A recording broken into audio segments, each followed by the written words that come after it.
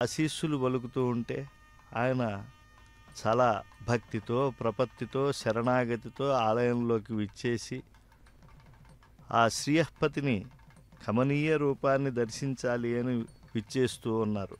యాని కానిచ పాపాని కోటి జన్మకృతాని చ తాని సర్వాణి నశ్యంతి వెంకటేశ్వర దర్శనాత్. ఒకరి స్నేహం వల్ల కానీ కుతూహలం చేత కానీ ఏదైనా కారణం చేత కానీ వెంకటేశ్వర స్వామి వారిని స్మరిస్తూ దర్శిస్తే వారికి దుఃఖం అనేదే ఉండదు. శ్రీనివాసుని కీర్తించినందువల్ల పూజించినందువల్ల విష్ణు సారూప్యత విష్ణు సాయుధ్యం పొందుతూ ఉంటారు అని చెప్పి మనకి ధర్మశాస్త్రాలు ప్రబోధిస్తూ ఉన్నాయి.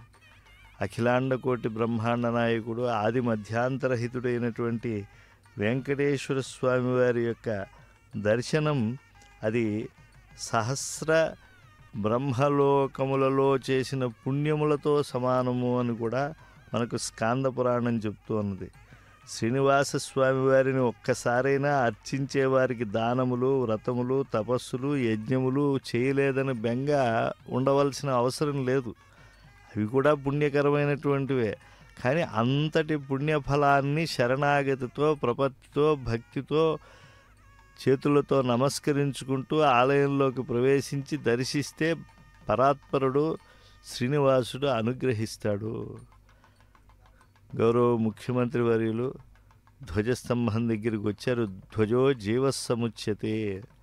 ఆ ముందుండేటువంటి ఆ బలిపీఠానికి నమస్కరిస్తూ, అలాగే ఆలయంలో దేనిపైన గరుడుణ్ణి ఉంచి అన్ని ఉత్సవాలకు ప్రధానంగా బ్రహ్మోత్సవాదులకు సకల దేవతలను సిద్ధులను సాధ్యులను యతీశ్వరులను అందరినీ కూడా ఆహ్వానించడం జరుగుతుందో అటువంటి ధ్వజ స్తంభానికి వామభాగం నుంచి అంటే ఆలయంలోకి ప్రవేశించేప్పుడు ఎడమవైపు నుంచి వెళ్ళి భగవద్ దర్శనం అనంతరం ఆ ధ్వజస్తంభానికి మరో పక్క నుంచి వెడితే అప్పుడు ఆ ధ్వజానికి ప్రదక్షిణం చేసినటువంటి పుణ్యం వస్తుంది. అంటే జీవస్థానాన్ని ఆశ్రయించినటువంటి లభ్యం.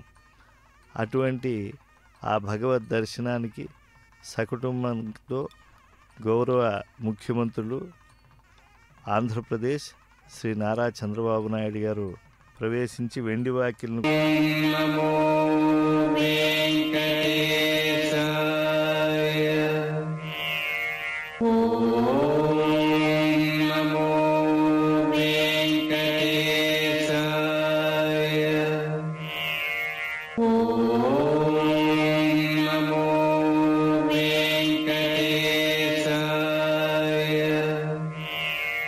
Oh